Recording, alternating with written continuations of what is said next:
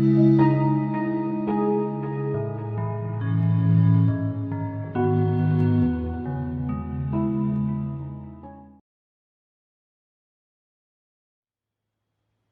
friends. When I was a stiff graduate student studying medicine, my favorite way to review anatomy was to practice this restorative self-massage sequence. It helped me immensely with my aching joints, and I am sure it will help you too. You can enjoy this sequence by itself, or after the snake shakes its tail during Qigong practice. You can also use this as a mindfulness practice during the day. Do you notice how physical sensation helps anchor you in the present moment? By enlisting the support of your practice partner, it's nice to include a bit of extra patting on your upper back as an extension of the self-massage sequence. In general, you can spend more time enlivening the outside and back of your body, as those meridians tend to be more resilient and enjoy light dispersal. However, if you experience weakness in your lower back, arthritis, skin damage, or herniation, please be extra gentle. And obviously, pregnant people should avoid smacking their bellies and try gentle rubbing instead. Everyone has a different body, and some of us are especially delicate. Please avoid hurting yourself and get medical advice if you're unsure about any practice. As you train, always maintain good postural relationships. Don't tense your shoulders, lock your knees, or hold your breath. Always return to your navel after each practice, pausing to release any accumulated tension. Our goal isn't to pound the tight muscles or toughen them up or disperse tension like a shiatsu therapist. Instead, imagine coaxing energy and circulation to the surface.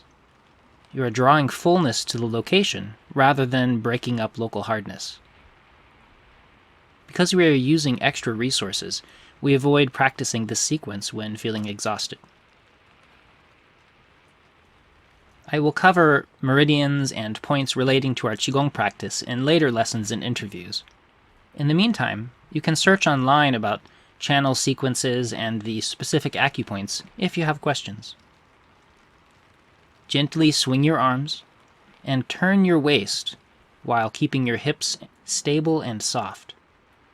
Do not permit your knees to twist. I'll say that again. Keep your hips stable and your knees pointed over your toes in order to keep them safe as you practice. Allow your hands to lightly pat your navel and your lower spine at the same moment.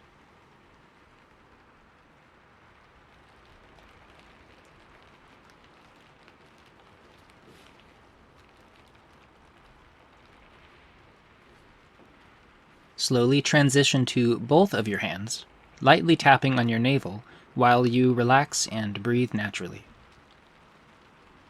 We will begin by emphasizing nourishing the lung and large intestine channels. Using your right hand, pat lightly up your torso, slightly to the left of your center line. Follow your collarbone outward toward the shoulder, thoroughly releasing the opening called lung 2. If you habitually roll your shoulders forward, you may linger here to help remove that pattern. With your palm facing forward, massage down your arm to the inside of your elbow. Spend a few moments stimulating this area at lung 5, especially if you have breathing difficulties. Continue down to the palm and the base of your thumb. This spot becomes painful over time for many people, so please gently pay attention to keeping this lung 10 zone soft and nourished. It's easier to think of these locations as access points or openings, rather than spots to be forcefully manipulated. Flip your hand over to thump the other side of your thumb on the back of your hand. This large intestine 4 spot is helpful. Try pressing and holding this point the next time you have a headache. Continue gently striking upward toward the bend of the elbow. Spend a few moments in the zone of large intestine 11, and the area at the top of the forearm. Spend extra time here if you tend to have tension in your wrists. Work your way up to the front and top of the shoulder. Take extra time lightly stimulating these points. Large intestine 15 and 16, especially if you suffer from chronic shoulder tension. Circle to your upper back, keeping your shoulder relaxed, patting and relaxing your upper spine. This point at the base of the neck is called governing vessel 14. It's essential to keep this area soft and warm during your practice. Spending time scrubbing it with your palm feels soothing. Softly pat your hand up the back of your head, over the top, down your face, past the chest, and once again on your navel. Remember that the goal is not to disperse your belly, but to encourage softness and fullness. Trade hands and repeat the same sequence on the opposite side.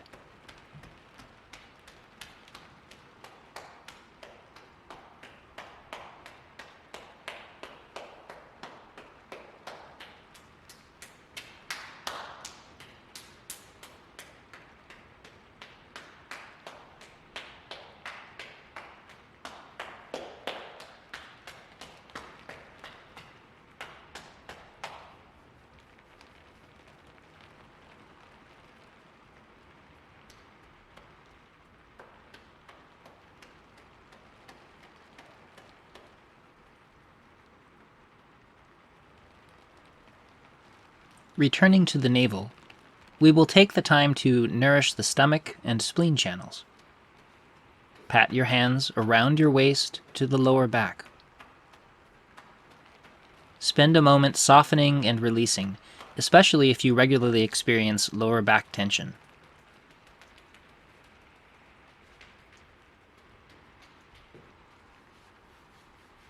I also love to rub and warm the lower back each time.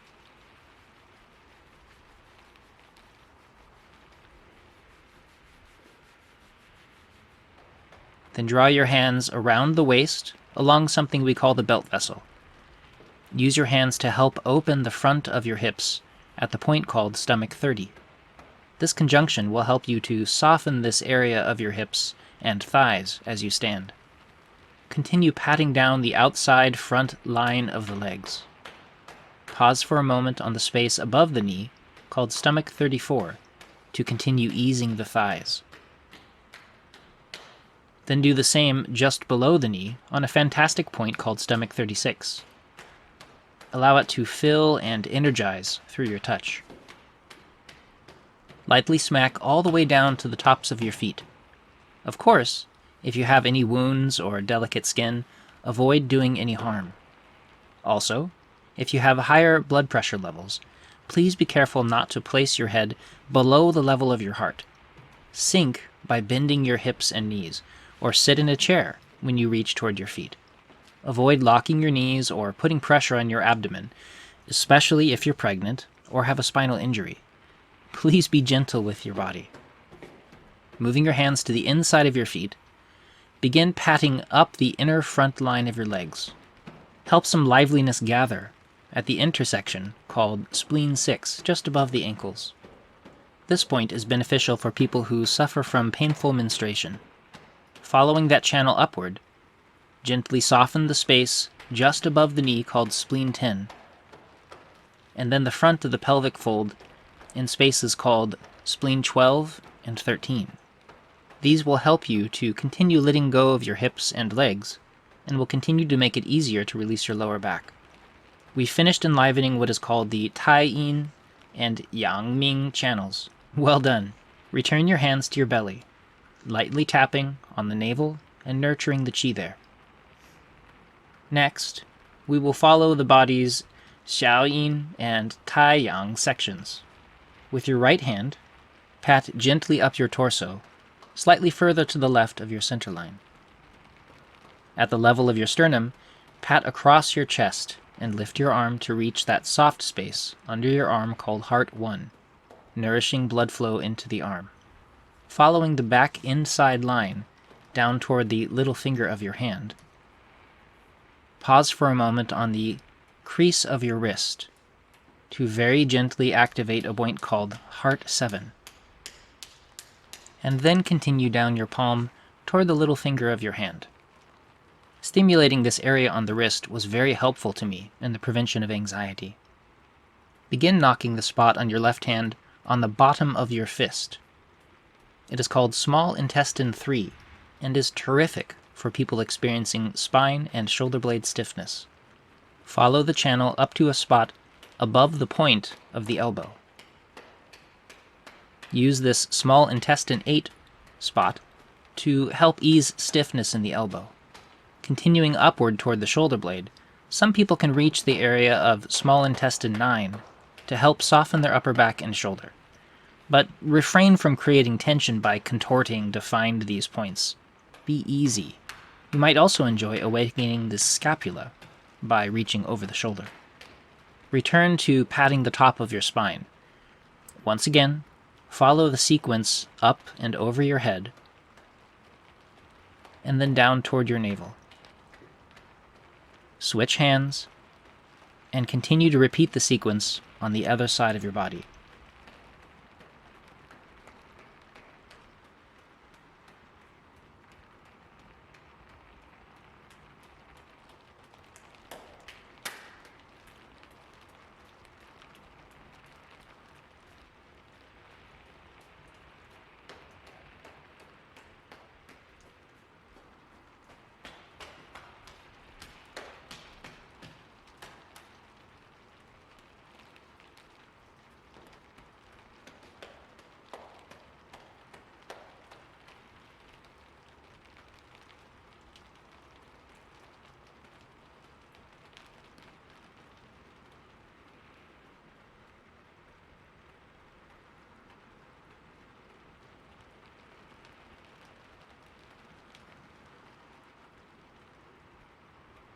Once you again return to the navel, allow your hands to separate, and then spend a few moments nourishing the lower back.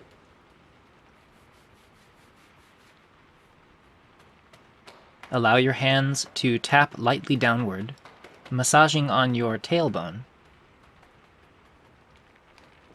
and then the point at the base of your glutes, often called urinary bladder 36.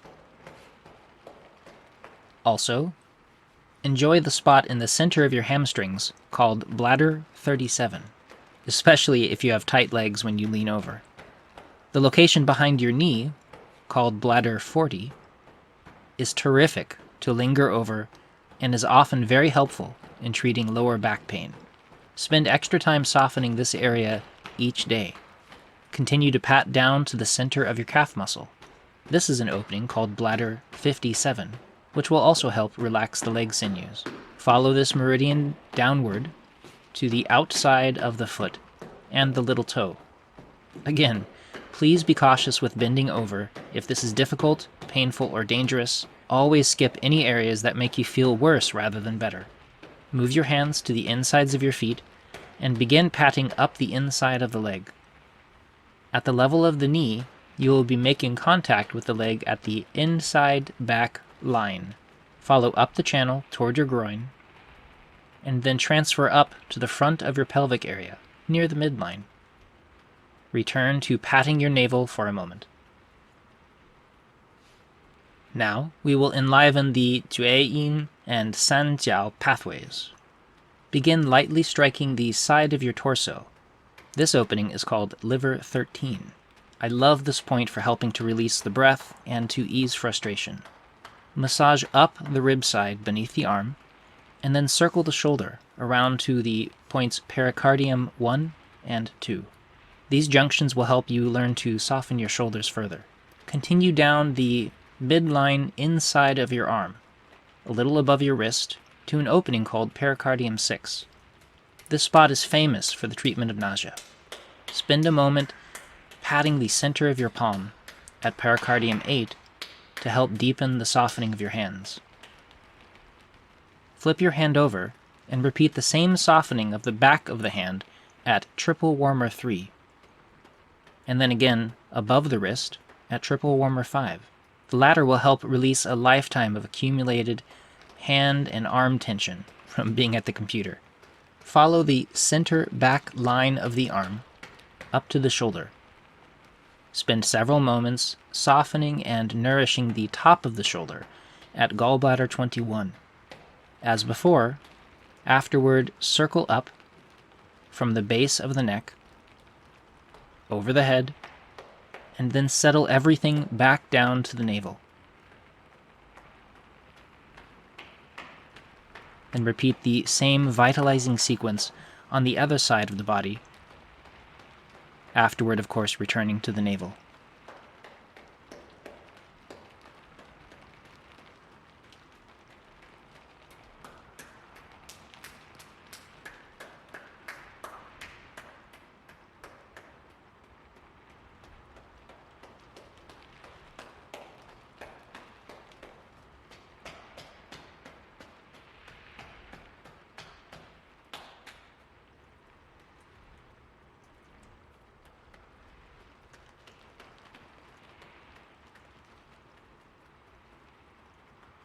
After pausing for a moment to soften and nourish your abdomen, circle your hands around your back and help your lumbar feel warm and full. Also, spend a moment on the outside of your lower back and on openings called gallbladder 25.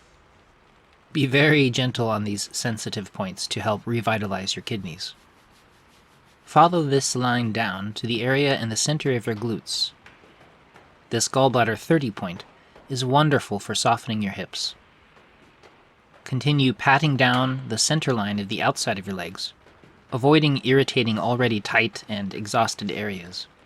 Spend a moment at a point of intersection called gallbladder 34, which will help to soften the sinews and ease your hip and back tension. Further release the sides of the legs, moving to the ankles and then to the tops of the feet, circling your hands to the inside of the feet, and begin patting up the inside of your legs once again. Gently follow the inner leg upward to the soft point above the inside of the knees called liver 8. Softly enliven this point to help the local support of your knees. Pat upward toward the groin, and return your hands to your navel again. Slowing the patting of your belly, allow your posture to resolve into a middle embracing stance.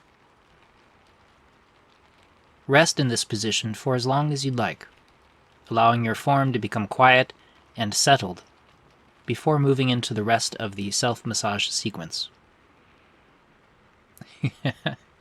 Well done. So what's next? Continue with your daily training routine and incorporate this new skill. Deepen your practice by becoming yet more attentive and relaxed. Improve your ability to rest, enjoy time outdoors, and eat healthy foods. All of these will make your Qigong experience richer and more effective. The following lessons will add a few more new techniques. However, only move forward once you have embodied the skills in the previous instruction. There is a reason that all of these lessons are shared in a particular order. Please don't skip around. And what's your homework? Please explore and enjoy this practice each day for the next couple of weeks until it feels effortless and intuitive. Get to know how it benefits you. Then you can feel free to add it to your regular practice whenever you need extra help. Ask your practice buddy to help you loosen your upper back, and share your favorite acupressure point with the community in the comments section. You're doing such a great job. Give yourself a pat on the back. And enjoy your practice.